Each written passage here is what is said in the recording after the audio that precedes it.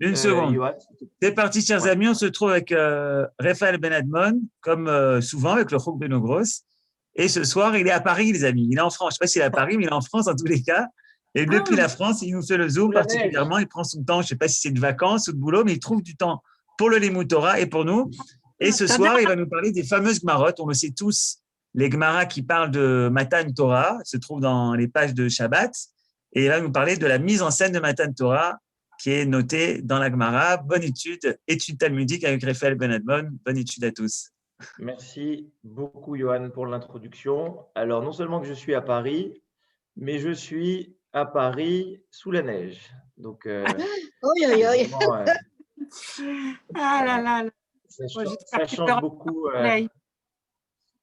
Voilà, ça change beaucoup de ce que On a un vous beau avez, soleil. j'imagine. Je partage mon écran, juste confirmez-moi que vous le voyez. Oui, tout à fait, c'est bon. Voilà. Donc, Bezrat Hashem, on a tous reçu la Torah, Shabbat, Parashat Yitro. On la reçoit tous les jours et on va la recevoir encore ce soir.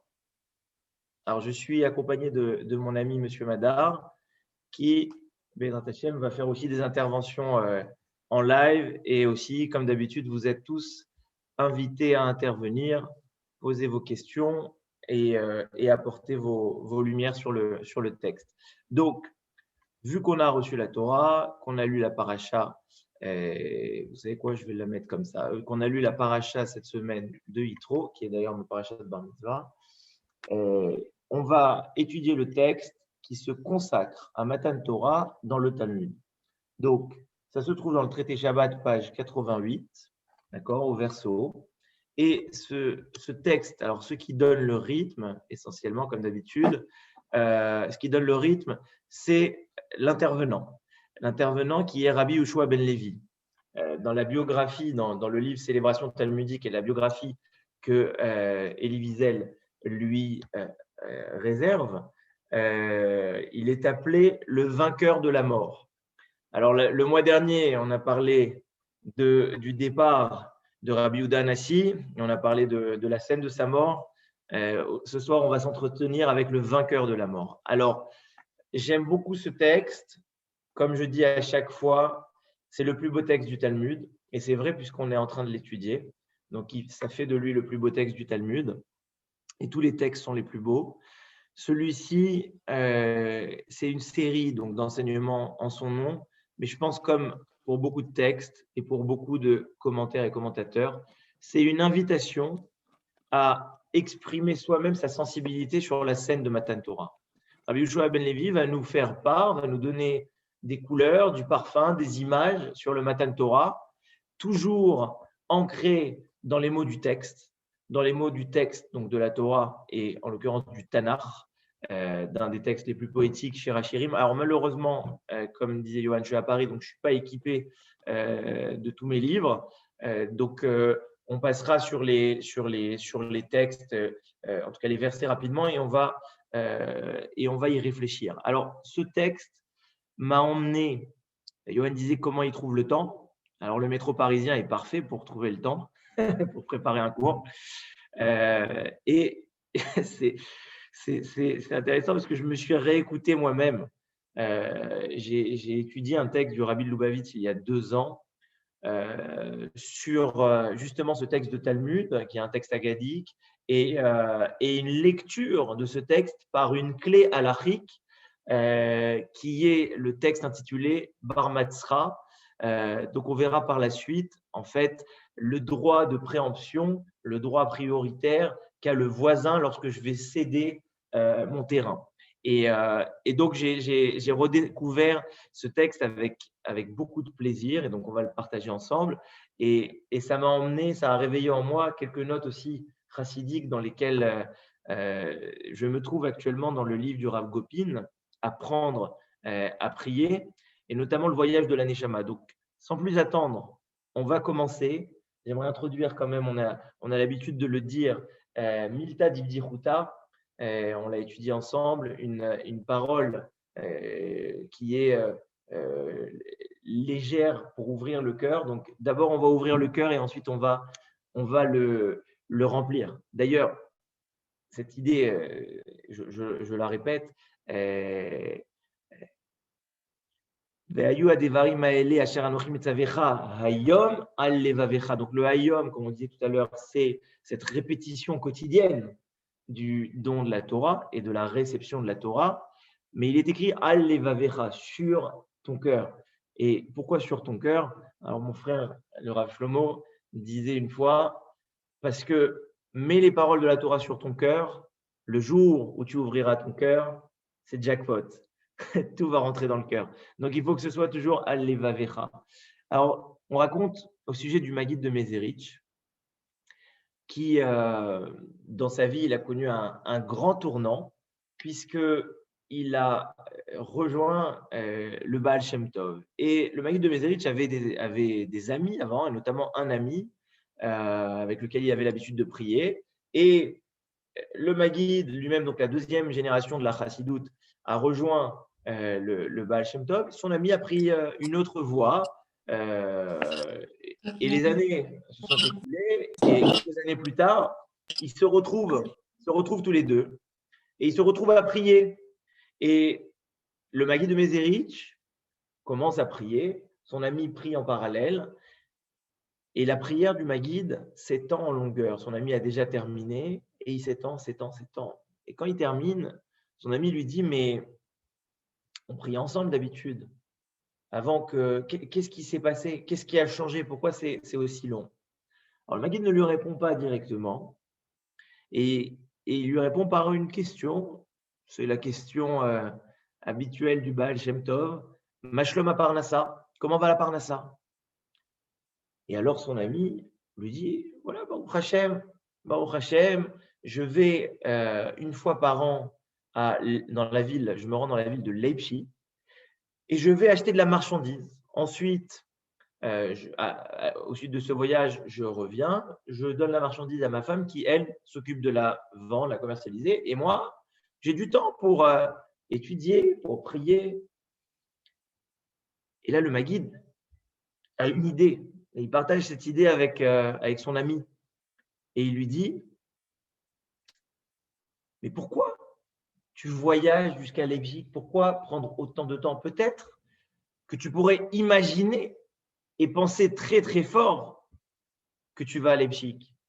Tu peux penser très très fort à l'hôtel dans lequel tu vas dormir la première nuit, à l'auberge dans laquelle tu vas dormir la deuxième nuit, aux différentes étapes du trajet. Tu peux penser très fort aussi à la marchandise que tu vas acheter et tu fais exactement la même chose sur le chemin du retour. Pense à tout ça. À quoi ça sert d'être sur place? Et là, son copain, il est étonné. Il se dit, bon, on ne s'est pas vu depuis longtemps. Sa prière dure en longueur, mais en plus de ça, il a des idées farfelues. Il lui dit, mais c'est de la marchandise. Je suis obligé d'aller sur place pour la récupérer. Je ne peux pas ramener la marchandise si je ne me déplace pas. Et là, le Maguide lui dit, c'est pareil avec la prière. Si on veut ramener la marchandise, si on veut ramener les réponses à toutes nos demandes, il faut se rendre sur place. Et pour se rendre sur place, c'est un long voyage. Et alors, on va commencer le voyage tout de suite par le texte dans le traité Shabbat, page 88. Amar Rabbi Yehoshua ben Levi. Rabbi Yehoshua ben Levi nous ramène un pasouk. Maï dirtiv tzeror amor dodili ben Shaddai yalin. Il nous ramène un pasouk de Shira Shirim. Amra Knesset Israël lifnei hakadosh baruch hu. L'assemblée d'Israël dit à Hakadosh baruch hu, Ribono shel olam, maître du monde. Afalpi shemeitzar umemar li dodi ben Shaddai yalin. Même si Hakadosh baruch hu, si mon Dieu m'oppresse, donc il se passe certaines choses, Dieu me punit, mais en même temps, ben Shaddai yalin, je dors entre au sein de sa poitrine, si on peut dire ainsi, puisque ça fait référence au badim du Aaron HaKodesh, de l'Arche Sainte. Eshkol hakofer dodili becharme engedi. Alors, la Gemara nous dit, je ne traduis pas le pasouk volontairement, puisque la Gemara elle-même va l'interpréter, va ouvrir les mots de ce pasouk. Eshkol, mi shehakol shelo mechaperli al avon gedi shekaram tili. Donc, lorsque Shlomo HaMelech dit dans Shir Hashirim, Eshkol HaKofer de Lili Becharmen Gedi, la Gemara dans le traité Shabbat nous dit Mishi Hakol Shelo, celui à qui tout appartient. Mais Chaperli va me racheter de quoi? À la Von Gedi, la faute du chevreau. Alors, en l'occurrence, on parle pas du chevreau, on parle du veau, puisqu'on parle du veau d'or. D'accord? Alors, pourquoi avoir utilisé l'image du chevreau? C'est notamment par le fait que, par cette faute-là, on est devenu tout petit. Donc, on est redevenu tout petit. Et c'est quoi chez Karam Tili? C'est qu'en fait, on voulait, en fait, par la faute du veau d'or, non seulement faire le veau d'or, mais aussi faire une collection d'idoles. Maïmashma de Haïkarmi Lishna te Marnishvu. Là, la Gemara nous dit, mais d'où tu apprends que Karamti, ça veut dire ramasser, ça veut dire rassembler, en l'occurrence des idoles. Amar Marzoutra Bered Rav Nachman. Marzoutra, le fils de Rav Nachman, nous dit qui est Ditnan, comme il est enseigné, qui sait chez le Koves, chez Kormim Alav et Akelim. Donc, avant, on n'allait pas au pressing, on n'avait pas la machine à laver. Comment on lavait son linge? Est-ce que vous savez? Comment on lavait son linge à l'époque du Talmud? On allait dans les sources d'eau. Alors, source d'eau. La rivière. Les rivières? Oui. Dans les seaux. Oui. Proposez, juste dans la machine à laver, vous mettez que de l'eau? Non, peut-être de la soude, un truc comme ça. Du produit. Il y a du savon. Comment il faisait avant le savon? Comment Avec il faisait avant? la soude. La soude? Je sais pas. Ou Bon. avec des plantes, avec Alors, les écoutez, saponaires. avec des plantes. Qui a dit les plantes? Daniel? Non, Non, Nadine. Non. Nadine. Ah, parce que comme je partage l'écran, je ne vois pas tous les visages. Mais alors, très bien, on s'approche. Alors déjà, je rappelle que le Maharal, à chaque fois qu'un blanchisseur ou qu'une blanchisserie intervient, on parle évidemment de se blanchir de ses fautes. On ne parle pas de la fonction ou du métier. Mais là, en l'occurrence, il y a quand même un sens premier. Comment il avait le linge? Il avait le linge, en fait, ils avaient des bancs qui étaient des sièges qui étaient troués. Et en dessous ce siège, il y avait donc des plantes, du bois et des braises qui faisaient remonter le parfum et qui ensuite imprégnaient le linge qui séchait, qui se reposait. Donc c'est-à-dire qu'il faut à la fois, parce on a pensé au lave-linge, mais il faut penser au sèche-linge aussi. Donc il y a ces braises qui venaient brûler les encens comme ça, aromatisés, et en même temps qui séchaient le linge. Bon, ça c'est pour la petite image, mais c'est une image qui est une image de transition, puisqu'on nous parle déjà de parfum. Donc on veut, et c'est ça encore une fois le collier de perles. Le collier de perles, c'est que chacune de ces structures, elles sont associées les unes aux autres. Tout de suite, on va parler de quoi? Là, on a utilisé cette image du banc pour blanchir le linge, pour laver le linge, pour expliquer la sémantique du mot chez Karamti, que ça veut dire rassembler, qui c'est chez le Koves, chez Kormim Alav et Akelim, puisqu'on rassemble sur ce banc les vêtements. Et de quoi on parle juste après? Vers Rabbi Yoshua ben Levi, deuxième encadré. Maïdirtiv le chayav karugat abosem. Que signifie ces joues sont telles que des bancs de parfum? Alors, on était juste là avant dans les bancs de parfum et là, on parle de bancs de parfum. Et là, je ne sais pas si vous l'avez ressenti ce matin ou Shabbat, mais Kol Dibour Vedibour chez Yatzam Mipi HaKadosh Baruch Hu, chaque parole, on parle de Aseret Adiberot, d'accord? Les 10 paroles. Entre chaque parole, Kol Dibour Vedibour, même à chaque parole qui sortait de la bouche d'Akadosh Baruch Hu, Nitma Lekol Haolam Kulo Besamim. Tout le monde se remplissait de quoi? De parfum. De parfum.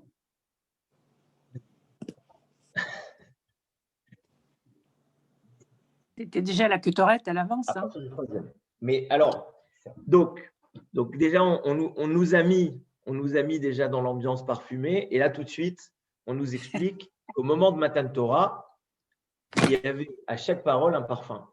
Alors, une question très, très pragmatique de la Gemara. Vekevan shemedibour rishon itmala dibour sheni le'echan alach. Mais Kevan Shemedibo Rishon Nitmale, Dibour Sheni le Hanala. Si déjà, lors de Anochi Hashem Elokecha, le monde est rempli de parfums, alors, au moment de prononcer le deuxième commandement, où est-ce que le parfum est parti? Comment remplir avec un nouveau parfum? Parce que parfumer un parfum, c'est compliqué. Vraiment, la Gemara, elle se casse la tête. Rabbi Yehoshua ben Levi se casse la tête. Mais déjà, je vous invite à une réflexion et on prendra le temps à la fin dans l'échange. Recevoir la Torah, c'est être parfumé.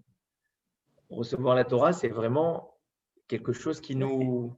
Déjà l'odorat, comme on le dit régulièrement, c'est le seul de nos sens qui n'a pas participé à la faute de Adam et Chava. Et ici, on nous dit que… Je vais vous dire, j'écoutais tout à l'heure le Rav Rosenberg à la Vachalom, et il disait que avant Matan Torah, par exemple, ne pas tuer ou ne pas commettre d'adultère et autres, en fait, on obéissait à ce qu'on appelle un pacte social. D'accord? On le fait parce que je n'ai pas intérêt à tuer X parce qu'Y va me tuer. Donc finalement, on le faisait, voilà, parce que c'était technique. À partir du moment où la Torah est donnée, les choses prennent du sens. Ne pas tuer a un parfum particulier, parce que c'est Dieu qui nous l'a donné.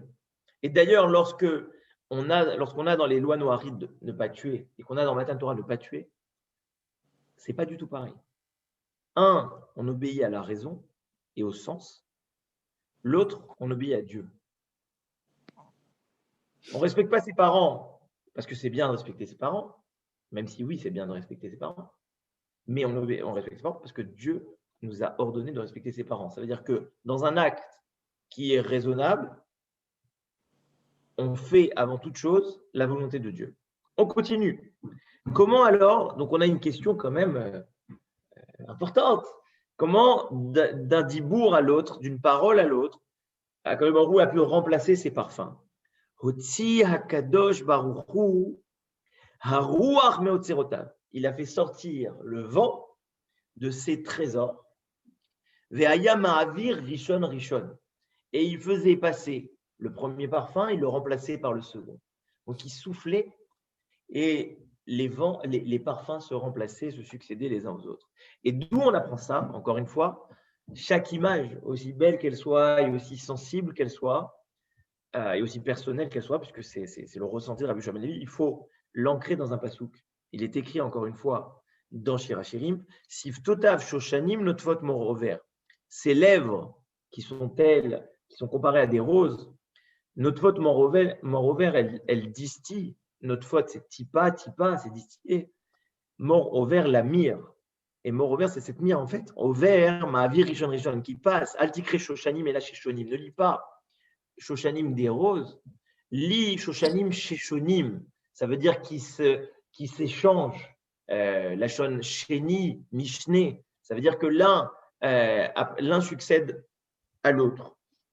Alors, il y a encore, on a mis l'accent sur la première chose, c'est que recevoir la Torah, c'est être parfumé.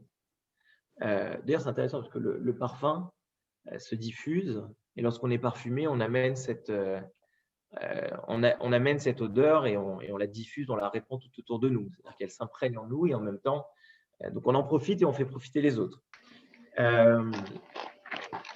À part ça, j'aimerais partager avec vous une idée. Toujours dans ce livre, Lilmod Erlit Balel, apprendre à prier.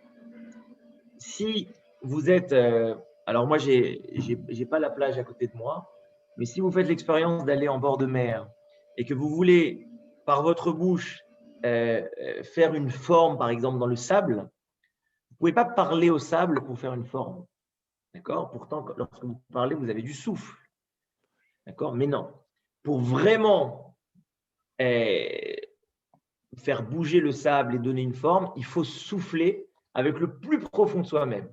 Et d'ailleurs, au moment de la création de l'homme, qu'est-ce qu'il est écrit? Va'ipar be'apav nishmatraim.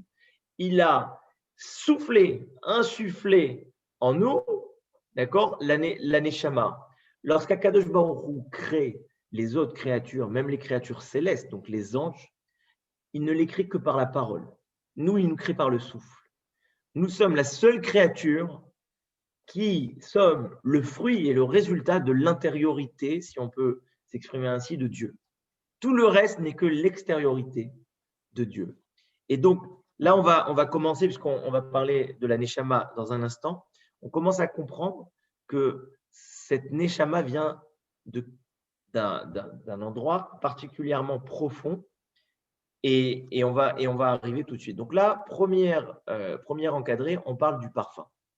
Deuxième encadré, ou troisième maintenant. La Rabbi Yoshua ben Levi, Kol Dibour Vedibour, chez Yatami Akadosh Baruch Hu, donc vous voyez en vert la structure orale qui revient. Donc d'une parole à l'autre, d'un commandement à l'autre, qui sort de la bouche d'Akadosh Baruch Hu, Yatztan Nishmatan Shel Israël. L'âme d'Israël, l'âme de chaque individu d'Israël, les a quittés. Donc à chaque commandement, on est mort sur place. Yatztan Nishmatan Shel Israël. Sheneema Nafshi Yatzea Bedabero. Toujours Jirachirim. Mon âme est sortie lors de sa parole. Encore une fois, question existentielle. Vu qu'après le premier commandement, l'âme a déjà quitté le corps, Dibour Sheni et Arkiblou, comment on reçoit le deuxième commandement si on n'a déjà plus notre âme qui a quitté le corps? Comment Baruch il a fait? Horid Tal, donc au début c'était le Ruach, c'était le vent. Maintenant, Tal, c'est la rosée. J'ai nommé ma fille à partir de ce passage. Horid Tal, She'atid lehachiyot bo metim ve'chia otam. Il a fait descendre une rosée qui, lehatid lavo, va faire la résurrection des morts. Et à ce moment-là, cette même rosée, au moment de Matan Torah, elle a fait la résurrection des morts. L'âme sortait, on était mort, et la rosée vient, on revit. Dibour, deuxième parole, deuxième commandement, là elle sort. Geshem nedavot tanif, Elokim nachalatra venal aata konanta. Alors, juste sur ce point-là, je partage avec vous des enseignements vraiment au passage. Parce que j'ai mis longtemps à commencer à toucher au sens de certains mots qu'on dit tous les jours lorsqu'on sort des toilettes. C'est la bracha de Elokai Neshama, Elokai Netzor, Elokai Neshama, Slicha, qu'on dit le matin dans Birkot HaShachar, Elokai Neshama Shenatata Bi Tehorahi. D'accord? Donc on va le voir ensemble. Mais je reviens sur l'histoire du début du Maguide de Mezrit, sur ce voyage qui nécessite de se déplacer et qui nécessite des étapes. Il faut comprendre qu'il se passe quelque chose de très, très particulier là au moment de Matan Torah, mais aussi tous les jours, au moment où on va se coucher, Beyatra Afkid Ruchi, où on laisse en dépôt notre âme dans les mains d'Akadosh Baruch Hu pour se recharger. Et le matin, lorsqu'on se réveille et qu'on dit Modéani, Akadosh Baruch Hu nous rend cette âme. Il se passe des choses incroyables. Et notamment cette bracha de Elokai Neshama, elle permet de comprendre un petit peu les étapes de ce trajet. Donc on dit Elokai Neshama Shenatata Bi Tehorahi. On dit que notre Neshama, elle est pure. D'accord? Tehorahi, c'est un état de ce qu'on appelle, alors ceux qui, comme d'habitude, sont studieux, je vous invite juste à prendre des notes parce que ça vous servira par la suite. On parle de ce qu'on appelle la Hatzilut, le Olam Hatzilut. C'est enregistré, oui, c'est enregistré. Olam Hatzilut, donc c'est le mot Excel, ça veut dire qu'on est collé à Kadosh Baruch Hu, on est Tahor. Et le Kanisha Shenatabi Tehorai Ata Verata, Ata Yetzarta, Ata Nefartabi, Vata Meshamerabi Kirbi. Qu'est-ce qu'on a dit Ata Verata? C'est ce qu'on appelle le Olam Haberia. Ensuite, Ata. Donc, Ata Yetzarta, c'est le Olam HaYetzira. Ve'ata Nefartabi, c'est le Olam HaAsiya. Et donc, en fait, notre Neshama fait tous les jours ce trajet avec ces différentes étapes. D'accord? Et c'est ce qu'on va appeler dans la formation de n'importe quel projet ou même objet animé. C'est ce qu'on va appeler le chomer, donc là, le matériau. Ensuite, la soura, la forme qu'on va donner à ce matériau. Et ensuite, il y a le nefesh, ça veut dire qu'on va animer cette matière par une fonction. Et le bois d'un arbre qu'on va couper en planches et ensuite on va en faire une chaise, on va faire une table et autres. Et ça, c'est exactement tout ça qui se passe. Et il faut imaginer maintenant de façon très très simple, je ramène à nous-mêmes, deux types de personnes, des personnes dont la neshama appartient au lama Hatzilut, qui sont comme des tuyaux dans lesquels l'eau va s'écouler. L'eau qui rentre en haut du tuyau et qui sort en bas est la même. Ça, ce sont des neshamot qui sont très rares, mais qui sont des neshamot élionotes, qui sont très élevés, du Olam Hatzilut. Nos neshamot, à nous, communs des mortels, qui appartiennent aux trois autres mondes. Alors, je vous donne cette image parce que moi, elle me plaît beaucoup. Elle ressemble à quoi? Elle ressemble à un autobus. À un autobus qui, entre Hatzilut, Beria, Yetira, Asiya, ce sont les stations d'autobus. Et à chaque station, on a des nouveaux passagers qui montent. Et donc, nous, la Neshama, tous les jours, elle fait ce trajet, elle fait ce voyage. Donc, nous, on est là, on va dormir, on est fatigué, on va dormir, on se réveille le matin, on commence à faire ses activités, mais il y a tout un voyage qui se fait et qui, en fait, ici aussi, je partage ça avec vous parce que se retrouve ici… Tu as noté le nom de la station métro? Écoute, qu'est-ce qu'il disait mon père utilisait beaucoup les stations de métro pour illustrer ses cours de Talmud. Là, j'ai pas les noms qui me reviennent, mais à chaque station, il avait comme ça une métaphore. Ouais. Ouais. Alors, on continue.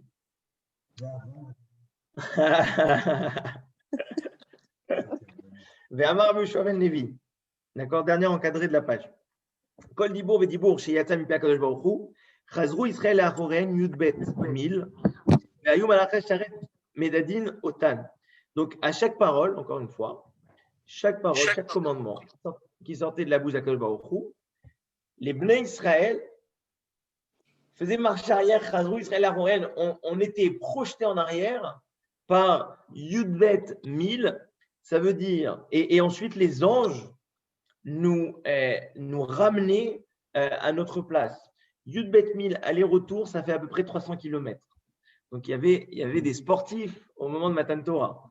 D'accord? Mais vraiment, sans rigoler, si on reste dans les mesures, ça faisait 300 km. Et d'où on voit ça? Encore une fois, il faut un passouk. Chez Nehemar, Malach et Tsevaot, Yedoudoun, Yedoudoun, Al Tikri, Yedoudoun, et là, Yedadoun. Yedadoun, c'est ce sens-là de ramener. Les anges, les armées célestes nous ramenaient. Et alors, moi, ce que je voyais ici, encore une fois, je voyais d'une part un déplacement de notre âme du bas vers le haut, puisque notre âme quitte le corps, et ensuite, dans la verticalité, la rosée qui tombe du haut vers le bas. Et ici, on recule en arrière, donc on va sur l'horizontalité et les anges nous ramènent encore sur l'horizontalité. Donc, il y a vraiment sur les deux axes des hauts et des bas et des marches arrière, marches avant. Donc, ça, il faut réfléchir aussi sur ces différents mouvements et ces différentes étapes dans cette page. Alors, il y a une chose qui est essentielle ici. Donc, la semaine dernière, c'était Tu Bishvat. On a eu l'occasion de parler de Etz Chaim Hi la Machazikimba.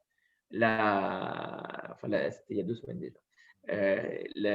La Torah est comparée à l'arbre puisqu'elle est un arbre de vie à celui qui la saisit, à celui qui s'accroche à cet arbre. Alors c'est une source de vie. Et la Torah, non seulement qu'elle est source de vie, elle est vitalité puisqu'elle fait même ressusciter les morts. Chaque dibour accompagné de la rosée, accompagné des parfums, accompagné des anges. Chaque dibour va faire ressusciter les morts. Mais ça, c'est ce qu'on renouvelle en fait à tout moment où on étudie. C'est-à-dire qu'on insuffle en nous ce parfum, cette rosée, cet accompagnement et cette providence angélique qui nous permet justement de vivre une vie réelle. Il y a ce pasouk que vous connaissez bien du Sefer Tehilim, Lev tahor berali Elokim veruach nachon chadesh bekirbi. Alors, Lev tahor, un cœur pur, berali Elokim, Akadosh Baruch Hu, Elokim a créé pour moi, veruach nachon, et donc un vent propice, chadesh bekirbi, il renouvelle en moi. C'est-à-dire que la vie est en renouveau permanent. On n'est pas vivant et c'est tout. On se renouvelle en permanence. Et ça, c'est grâce à quoi? C'est quoi le moteur de ce renouveau? C'est la Torah. Alors, est-ce que vous avez des questions, des observations, des idées à partager sur cette première page? Comme ça, on marque un petit temps d'arrêt et après, on pourra embrayer sur la suite. Je vous rassure, on ne va pas être très long. Je vois qu'il est 8h15. On va essayer de finir à 35. Voilà, comme ça, on aura fait 1 heure et après, on pourra discuter et échanger. Alors, dites-moi. Ah, pardon, il est 8h15 en France, hein, je vous rassure. Suzy. Pardon. Alors, Suzy, on ne t'entend pas. On ne t'entend pas. Là, comme ça, vous m'entendez? Ah oui, sans les oreillettes, on t'entend. Ok. J'avais mis les… Je n'entends rien moi-même, là. Là, vous m'entendez? Très bien. Bon, je voulais dire, au niveau du mouvement là, dont tu as parlé horizontal, mais en fait, ils n'ont reculé que dans les 2 premiers versets, à Nori Hachem, etc. C'est après que Moshe leur a enseigné le reste. Donc, ils n'ont pas fait ces mouvements constamment. Ouais, tu veux dire les 2 premiers commandements. Oui. Les 2 premiers commandements, je confirme. Et la Gemara ne fait pas la différence. En tout cas, je l'ai lu avec vous à l'instant. Elle ne fait pas la différence, mais c'est vrai. Il est écrit dans la paracha.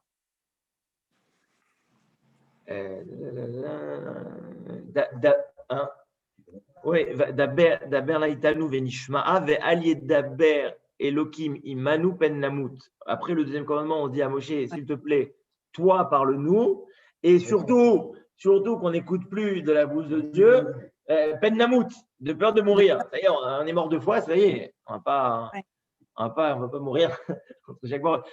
Donc c'est une remarque qui est à sa place. Mais a priori, la Torah, la Gemara ici ne fait pas la différence. Mais par rapport à ce qu'on s'est dit à la fin, je pense que ça a du sens de ne pas faire la différence. Parce que c'est l'essence même de la Torah, ce qu'on vient de dire, de revivre. C'est-à-dire, on n'est pas obligé de revivre de la mort, on peut revivre de la vie. Et ça, c'est l'étude de la Torah. Alors, oui.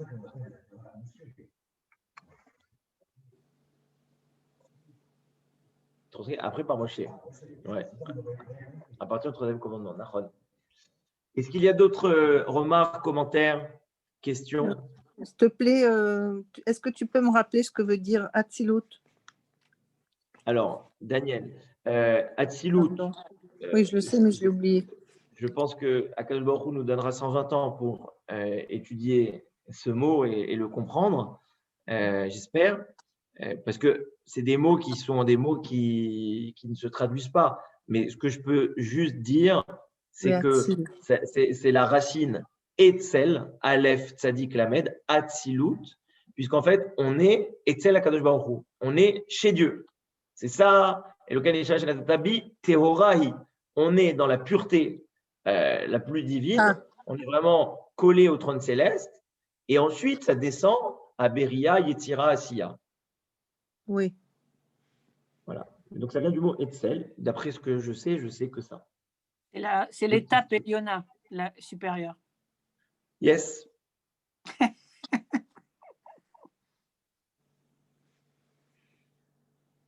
On continue? Oui. Allez, go. Allez. Ve'amar Rabbi Yoshua ben Levi, donc toujours le même Rabbi Yoshua ben Levi. Bécha, d'ailleurs le vainqueur de la mort, c'est lui qui nous enseigne comment la. Vous savez pourquoi il est appelé le vainqueur de la mort? Mi. Rabbi Yoshua ben Levi, celui qui nous parle depuis tout à l'heure. Il est appelé le vainqueur de la mort par Elie Wiesel parce que dans la Gemara, lorsqu'on décrit la scène de sa mort, le Malach Hamavet, donc l'ange de la mort, se présente à lui et il livre un combat et il lui vole son épée. Donc il vole l'épée de l'ange de la mort et ensuite il s'entête jusqu'à ce que Dieu lui dise mais laisse-le faire son travail. Et c'est-à-dire qu'il est vainqueur de la mort parce qu'il a réussi à défaire l'ange de la mort de ses fonctions et c'est particulièrement pertinent dans ce texte, vous allez comprendre. Bécha Shala Moshe Lamaron.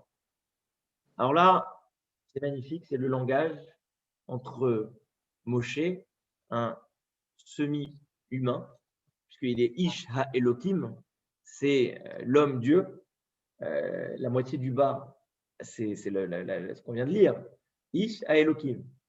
Alors, je sais que c'est peut-être en le disant en français, ça peut avoir des échos dans d'autres Chasve Khalila religions, mais on dit que Moshe était Ish Elohim. Donc, c'est la discussion entre Moshe Rabbeinu et les anges.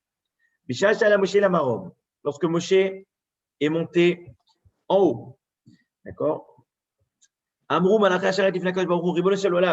Donc, les anges s'adressent à Dieu et disent, mais mon Dieu, Malilot Ishabeninu, que fait ce mortel, donc l'homme, le fils, le fruit d'une femme, parmi nous? Avant la haine, Dieu leur dit, les Kabel Torah, il est venu recevoir la Torah. Amrou les Fana, les anges disent à Kadosh Baruch Hu, Chamouda, Gnuza, Shegnuza, Lecha, Teshamot, Beshivim, Ve'arba, Dorot, Kodem, Shinivra, Olam, Atam, Evakesh, Litna, Evasarvadav, cet objet de convoitise qui est caché dans les trésors de Dieu depuis 974 ans, d'accord, 974 générations avant la création du monde, tu vas la donner à un être de chair et de sang. Ma'enosh kitiz kerenu ou venadam kitif kedenu. C'est quoi l'être humain pour lui donner la Torah? Hachem a donné nous ma'adir shimcha bechol haaretz asher tena hodra la shamaim. Alors faites attention parce que ce passouk il est répété mais différemment par la suite dans le texte et dans le Sefer Teilim. Et donc alors on va voir. Ma'adir Simra, ah oui, je vais répondre. Ma'adir Simra, les anges, dans les mots du passouk de Teilim, du roi David, les anges disent combien est puissant, redoutable ton nom, Bechol Haaretz dans tout le monde, à quoi bon de donner Hodra, ça veut dire ta Torah, Hod c'est la splendeur, mais ça veut dire aussi la Torah, à la Shamaïm, garde la Torah dans le ciel. On n'a pas besoin de donner la Torah. Alors déjà, ce dialogue invite nous tous à comprendre que pour recevoir la Torah, il faut se battre. C'est pas acquis d'avance, c'est pas inné, il faut se battre. Alors voilà le dialogue. Amarlo Akadosh Baruch Hu et Moshe. Baruch Hu dit à Moshe, Herzir lahen tshuva. Donc Herzir lahen tshuva, ça veut dire rends-leur une réponse.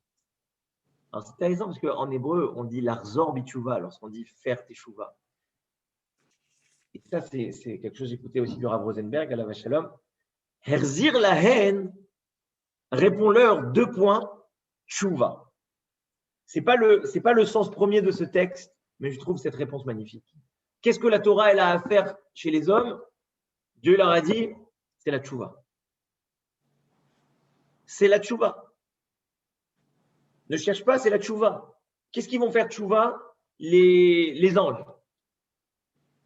Ça va chez les hommes parce que nous seuls, on a cette capacité. Et on va pas revenir sur tout cet élément. Juste hier soir, avant de dormir, j'écrivais à mon ami Meyer.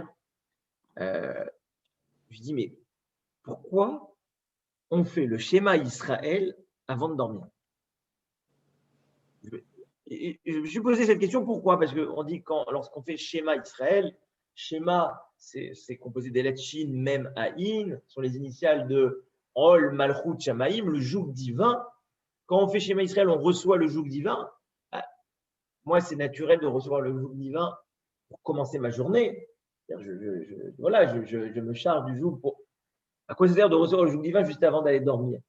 Et en fait, il me disait justement, et c'est en rapport encore avec ce texte, c'est que ce moment précis d'aller dormir, c'est, encore une fois, c'est ce moment où la Neshama quitte le corps pour aller se recharger, pour aller se nettoyer. Et à ce moment-là, on ne peut le faire que dans la déclaration de l'unité et l'unicité divine. Je reviens. Et pourquoi je dis ça, cette parenthèse? Pas par rapport à la Neshama uniquement, mais par rapport aussi à la Tchouva. Il m'écrivait, c'est ça la Tchouva. La Tchouva, c'est ce retour de l'âme vers son origine.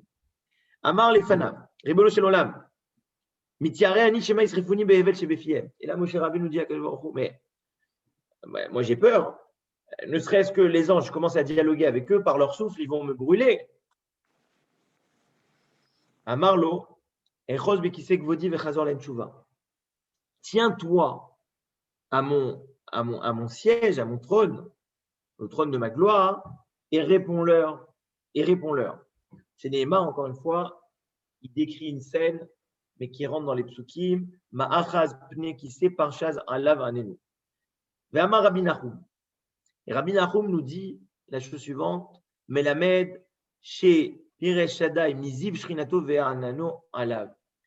Quand on dit tiens-toi mon kissé, en fait, il faut imaginer une sorte de cellule d'immunité qu'Akadosh Baruch Hu, il a fait une capsule à Moshe Rabbeinu. C'est bon, tu es protégé maintenant, tu peux leur parler, n'aie pas crainte de leur feu. Alors, je ramène, on a étudié ce mois-ci, le mois de Shevat, le Sefer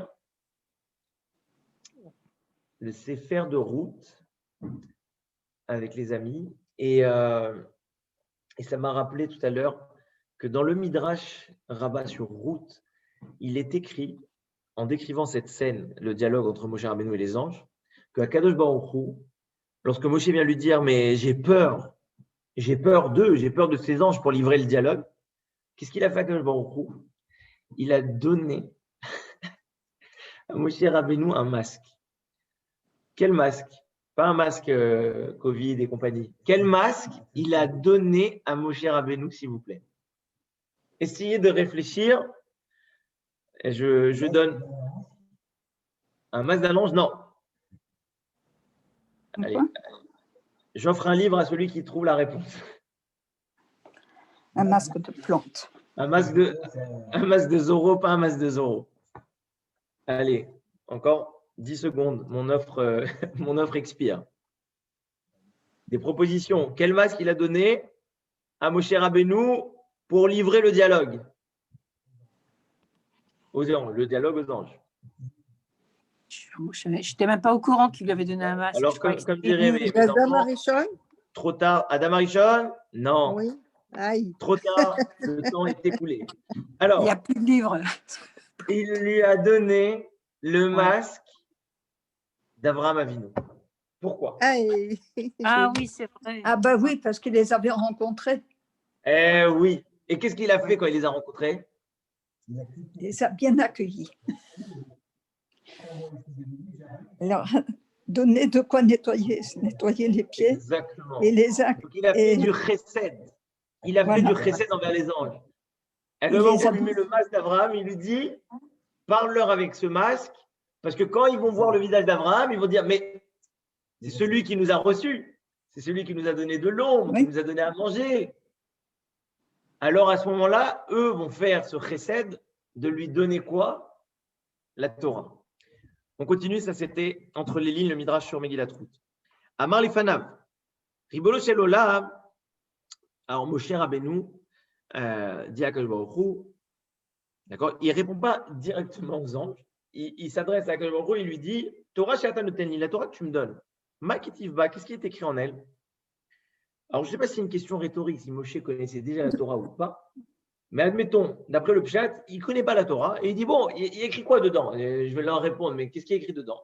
Il dit, Anochi Hashem Elokecha Asher Hotzeticha Me'eret Mitzrayim. Je suis l'Éternel, ton Dieu, qui t'a fait sortir d'Égypte. Amar Lahen. Bah oui, il va se tourner vers les anges. Il dit, les Mitzrayim Miratem, est-ce que vous êtes descendus en Égypte? Bah non.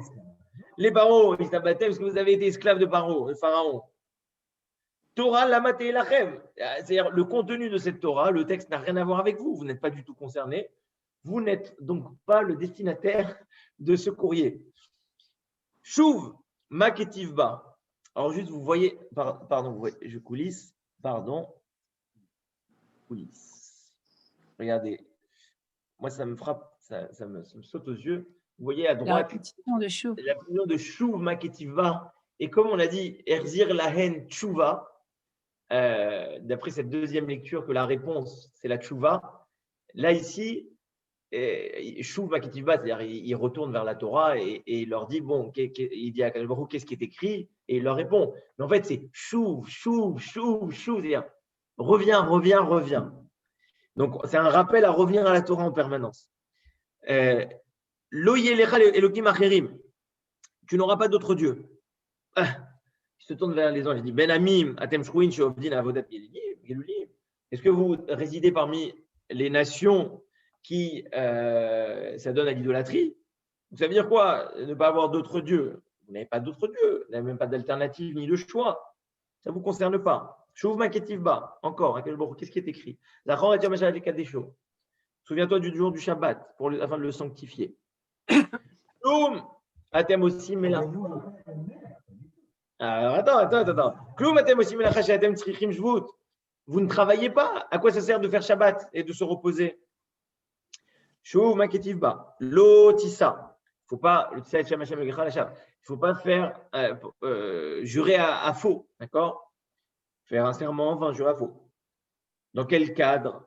Dans le cadre des relations commerciales. Massa ou Matan Yesh Benechem, est-ce que vous faites du business, les anges, pour être amenés à témoigner? Chouv Maketivba, Kabed et Avicha Vetimecha, respecte ton père et ta mère. Ça ne vous concerne pas. Avaem Yesh Lachem, vous avez un papa et une maman? Non. Chouv Maketivba, Lo Tirtzar, Lo Tinaf, Lo Tignov, ne pas tuer, ne pas commettre d'adultère, ne pas voler. Kina Yesh Bachem, est-ce qu'il y a de la jalousie parmi vous? Yetzerara Yesh Benechem, est-ce qu'il y a la tentation du mal parmi vous? Donc, bon, ça ne vous concerne pas la Torah, ça n'a rien à faire. Alors, non seulement qu'ils sont restés sans voix, mais regarde ce qui va se passer. Alors moi, je vais vous poser une question. Je l'ai étudié plusieurs fois, ce texte. Je vais vous poser une question.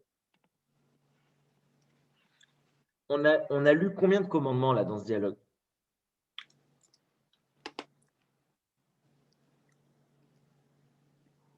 Non, on n'a pas lu les 10.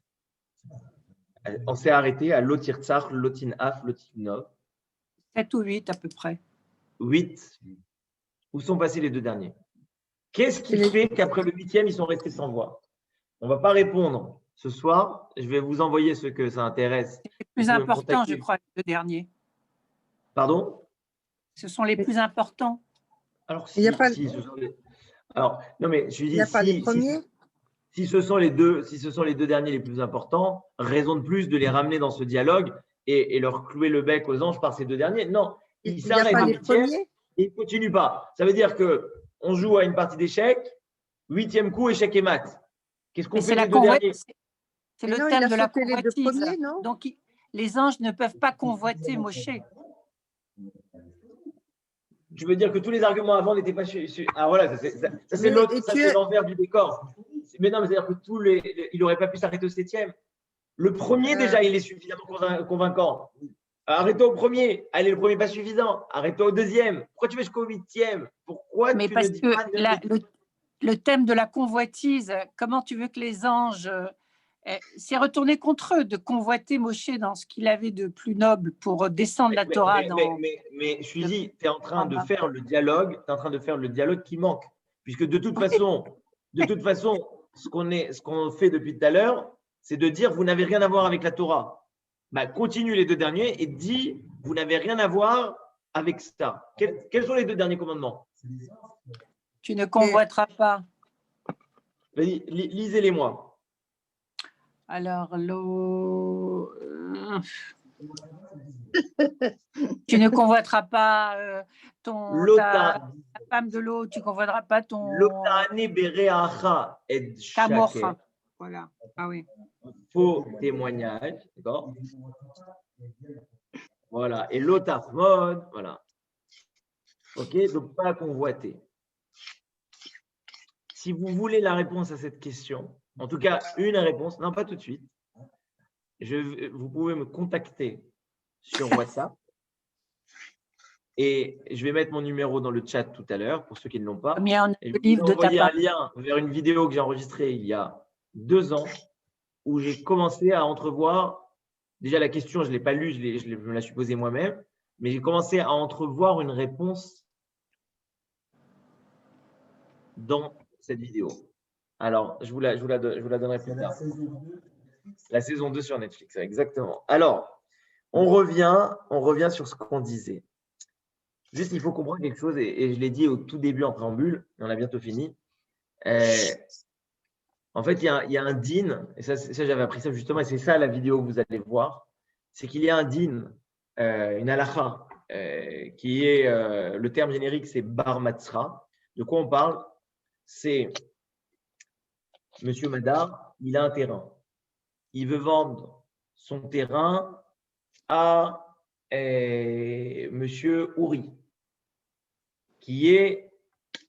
Monsieur Ouri n'habite pas du tout dans le voisinage, il est juste intéressé par le terrain. Monsieur Benadmon, c'est le voisin de Monsieur Madar. J'ai un droit de préemption, j'ai la priorité sur la vente de ce terrain. Pourquoi? Parce que la Torah, elle a une logique que si moi, Monsieur Benadmon, je veux agrandir mon terrain, ça va avoir plus de valeur que si Monsieur Ouri va venir avoir son terrain et moi, je continue avec mon petit terrain. Alors, les anges, ils ont utilisé ces arguments-là en disant, mais c'est qui le voisin? C'est qui Monsieur Benadmon dans cette histoire? C'est qui le voisin d'Akadosh Baruch Hu? C'est nous les anges. On vit proche du trône céleste. Tu ne peux pas commencer à vendre la Torah, d'accord? Puisqu'il y a une transaction ici. Tu ne peux pas vendre la Torah aux hommes qui sont en fait lointains. On a la priorité, donne la Torah aux anges.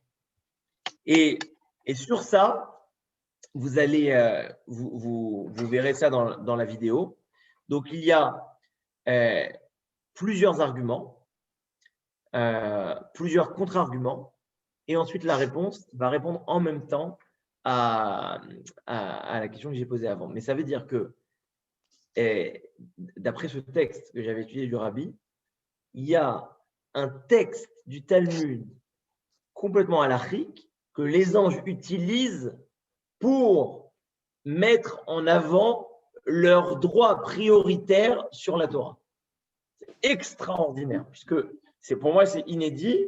Le peu que j'ai étudié, c'est la seule fois où j'ai vu le mariage entre un texte qui est complètement poétique, métaphorique, du don de la Torah de Rabbi Yehoshua ben Levi, et un texte de Bar Matzra qui est lui complètement halachique. On finit. Miyad odulo la Kadosh Baruch Hu. Tout de suite, ils ont dit à Kadosh Baruch Hu, ok, il a raison, il a des arguments, le monsieur. Chez Neymar, Hachem a donné nous ma'adir shimcha bechol haaretz. Et là, le pasouk dit Hachem a donné nous ma'adir shimcha bechol haaretz, point.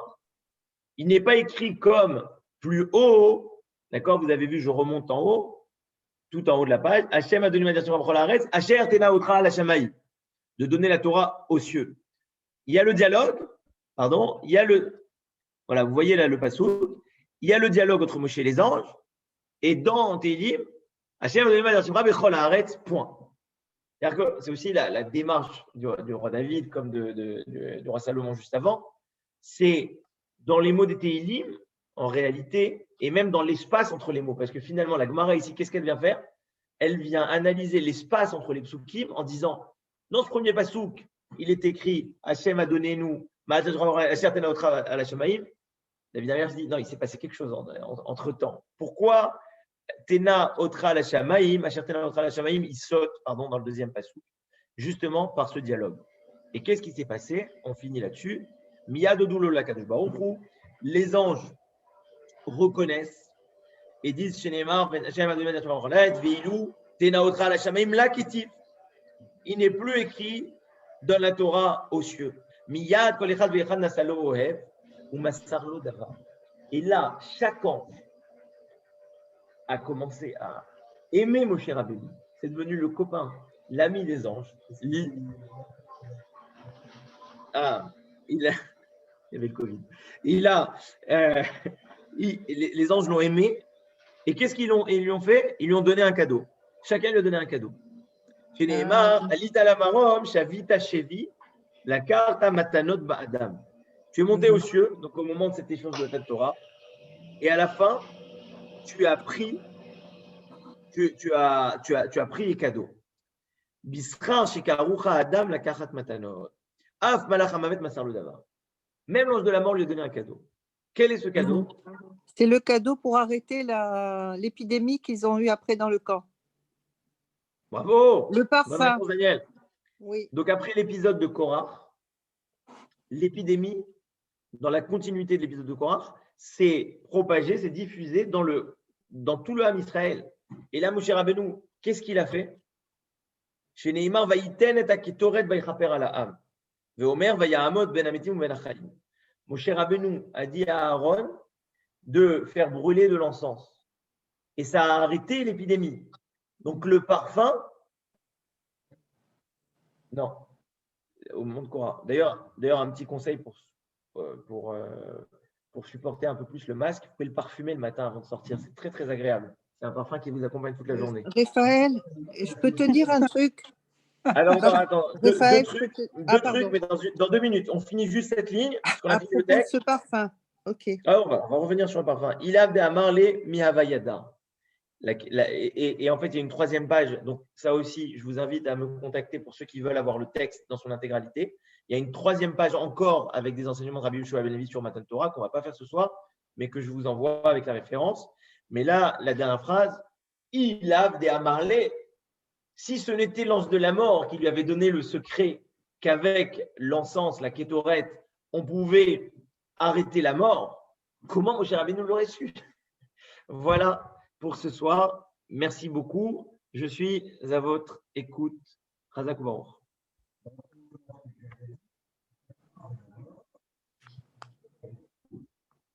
Alors, vas-y. Moi, j'ai bien aimé l'idée de il faut se battre pour avoir la Torah. Ah, bien fait. Donc, 2 cadeaux. Et Suzy, comment tu interprètes se battre? Alors, quelles sont les questions? Daniel, tu voulais dire quelque chose? Daniel, tu voulais nous parler de parfum.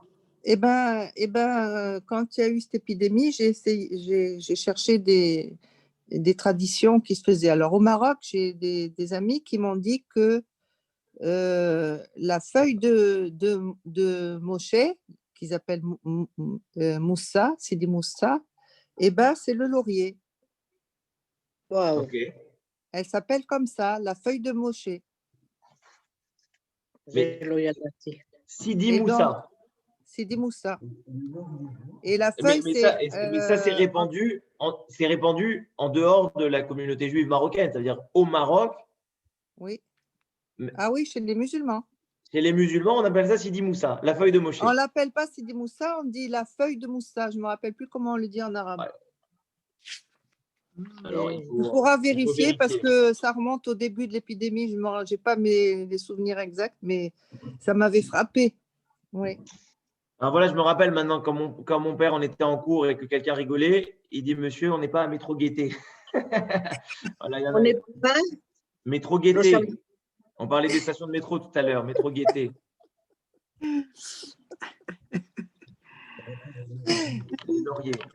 Alors, juste avec M. Madar, je ne sais pas si le micro il est suffisamment suffisamment bien dirigé. Oui, par rapport au laurier. Le laurier, c'est un arbre, le laurier rose est un arbre très amer. Et c'est cette branche du laurier rose qu'a pris Moshe Rabbeinu pour radoucir les eaux de Mara. Parce que Hachem, Oh là là, ça vient du laurier rose. oh là là. Non, mais c'est important parce que. Comment vous le savez? C'est déjà dans le Midrash que c'était un arbre très amer. Mais c'est Et dans là, le vous Midrash qu'on confirmez raconte que que c'est bien un laurier rose parce que, bon, en tant que pharmacien, je sais que c'est un arbre très amer, d'un point de vue botanique. Voilà. Oui, oui, oui. On dit même qu'il est poison, non? Non. En tout cas, pas chez les pharmaciens. Mais vous voulez dire qu'à l'amertume, on rajoute l'amertume pour avoir la douceur. Claude, tu disais? À l'amertume, on rajoute l'amertume pour avoir la douceur. Oui, oui. Il y a un schéma parallèle. C'est le principe de la vaccination.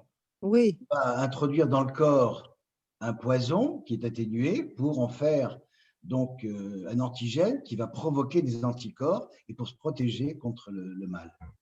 Soigner le mal par le mal. Oui. L'homéopathie, la vaccination. Et ce laurier, donc, n'oubliez pas d'activer votre micro si vous voulez prendre la parole et de le désactiver. Ah oui, j'ai une question, Raphaël. Comment se fait-il que la Torah, les anges ne l'ont pas eue, mais c'est pas un peu dommage parce que quand même au départ l'ange de la mort, il se serait peut-être conduit de façon plus honnête. Alors déjà, il n'y a pas plus honnête qu'un ange. Les anges sont des fonctionnaires. Non, mais je parle de l'ange de la mort. Ils font leur travail, les anges. Même l'ange de la mort, il fait son travail. Celui qui a tenté. Même l'ange de la mort, il fait son travail, mais je vais pas partager ma vision maintenant. Mais je pense que il n'y a pas plus honnête qu'un ange. En fait, je parle du Nachash. Comment il s'est approché de Rava et comment il l'a trompé.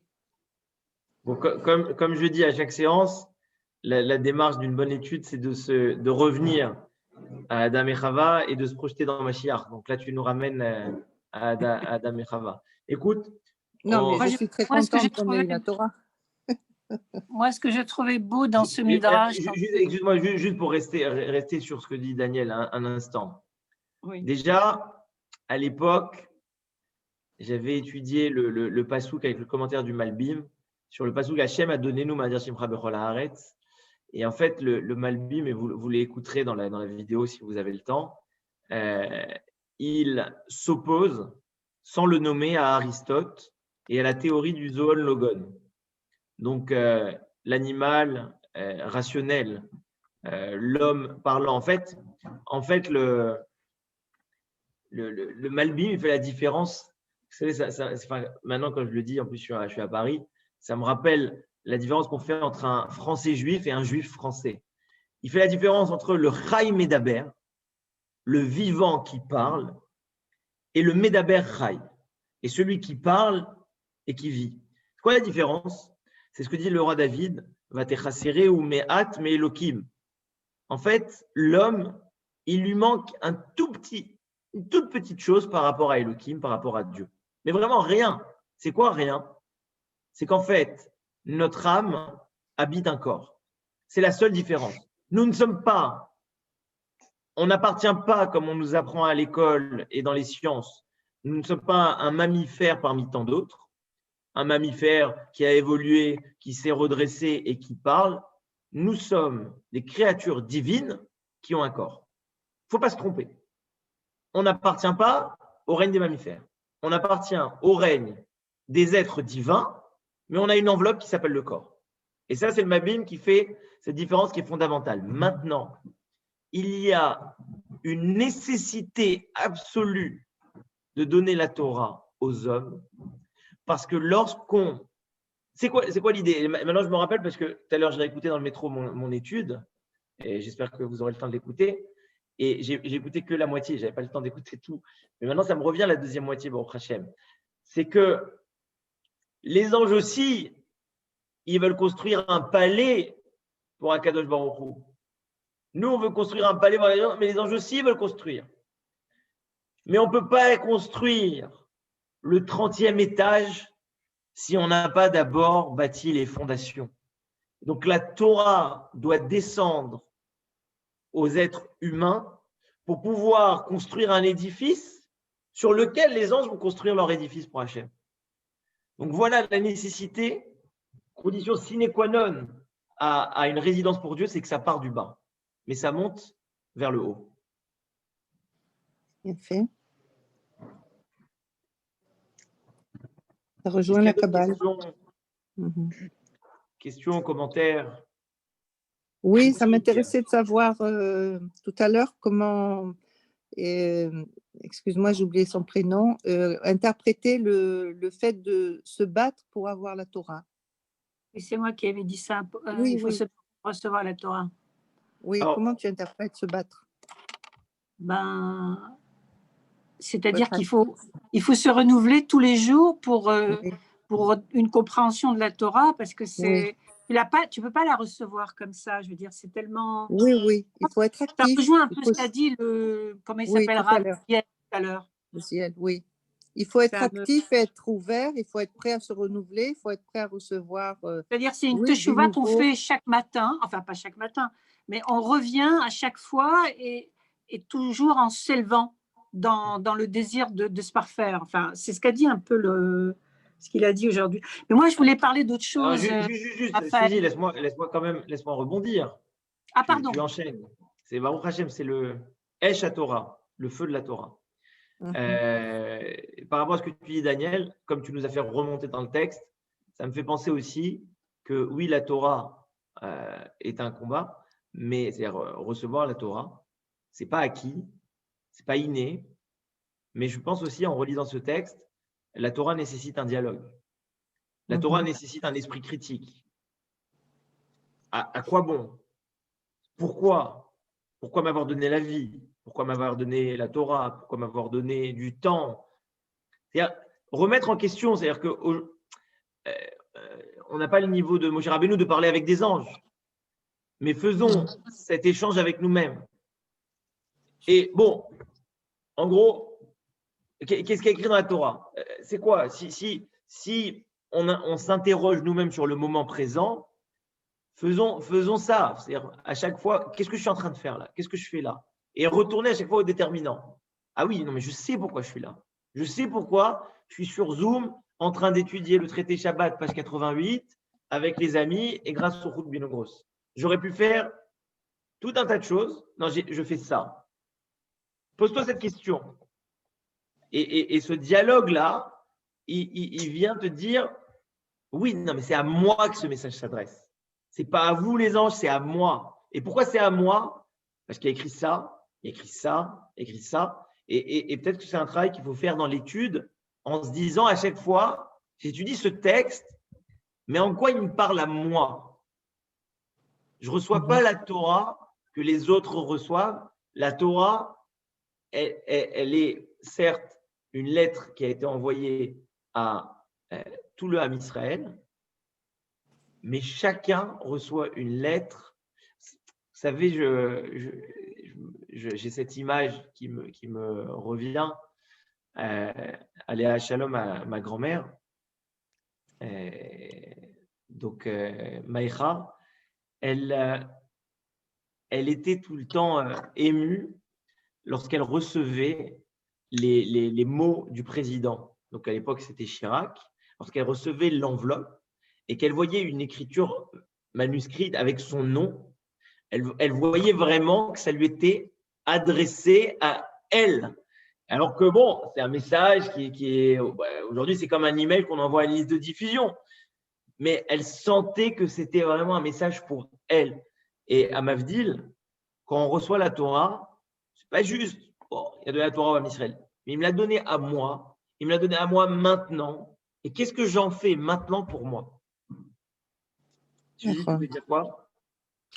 Non, je pensais à l'image tout à l'heure de ce midrash que quand Akadosh Baruch Hu dit à Moshe, tiens-toi à mon trône, Et j'ai pensé au bâton, là, quand il lui disait, enfin, en Égypte, il disait à Moshe, prends le bâton. Enfin, toute cette histoire de saisir quelque chose qui est en fait divin, qui a une neshama elokit, quoi, et qui permet la réalisation ou l'actualisation de quelque chose.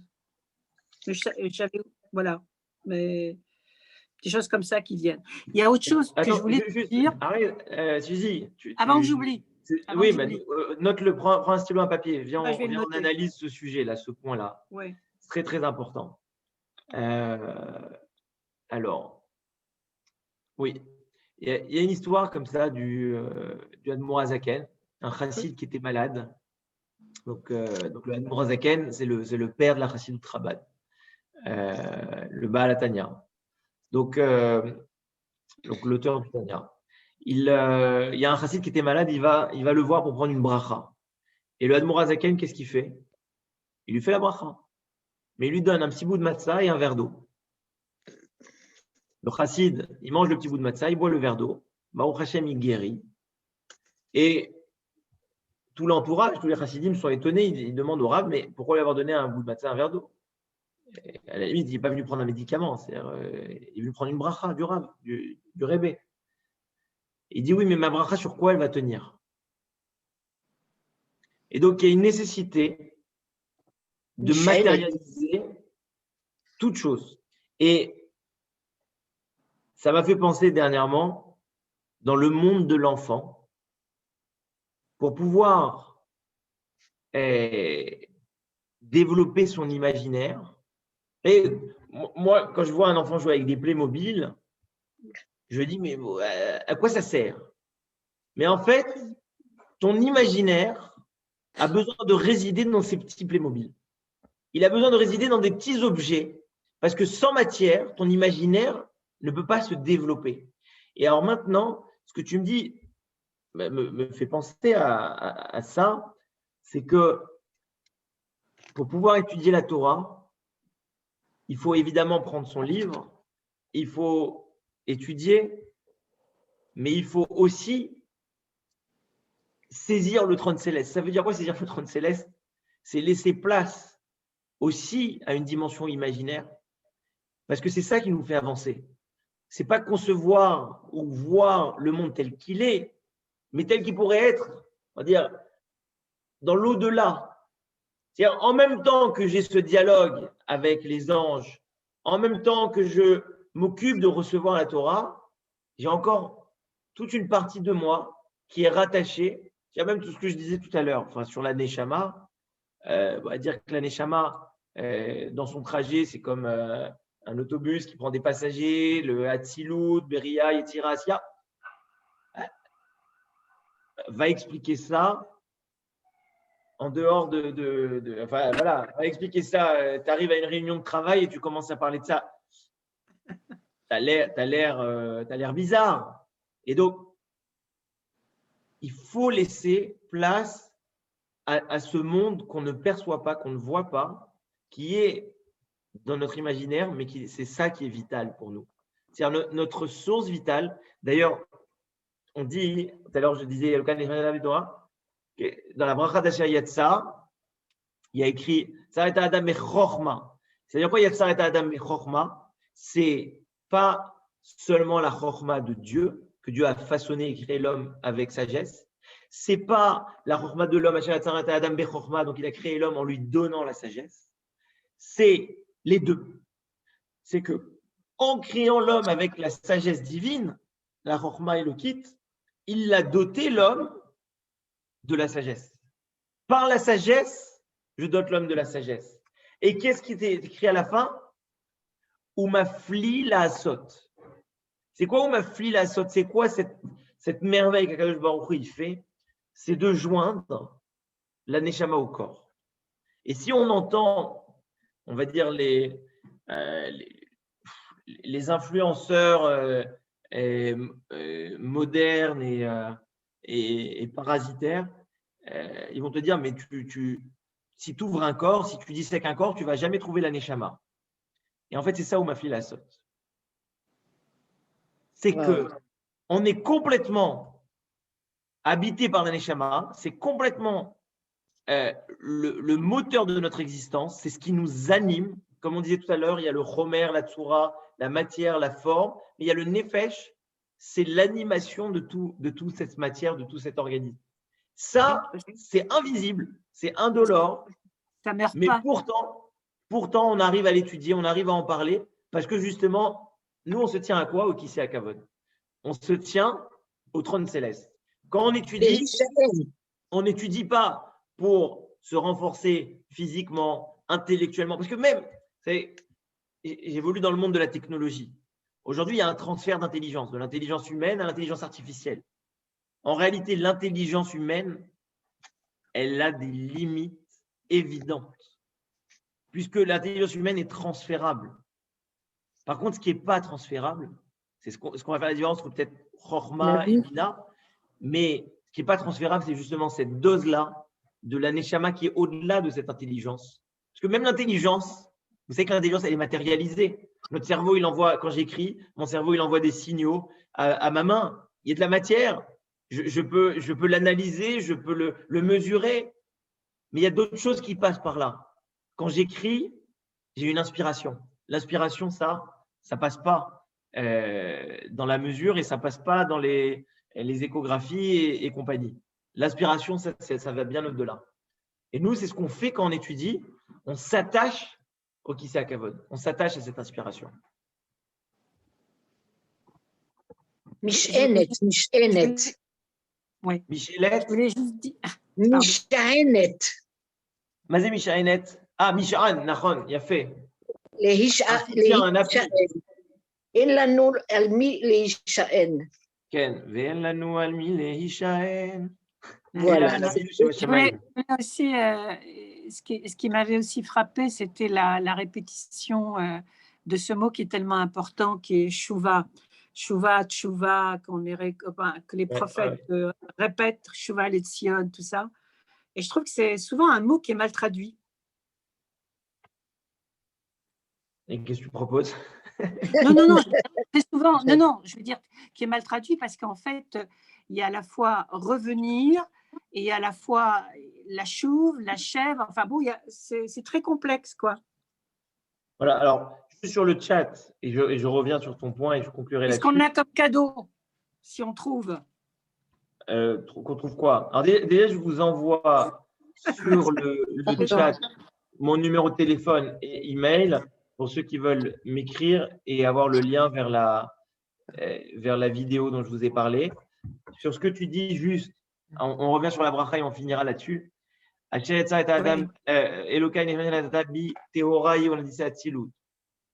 Ata verata, ça veut dire quoi que le Baruch Hu, il garde notre âme?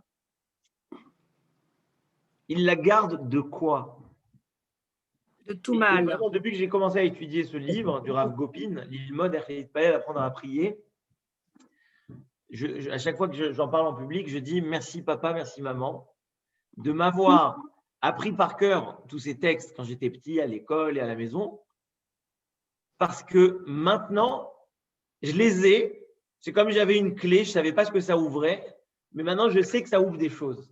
C'est quoi Ve'ata Meshamera Bekirbi?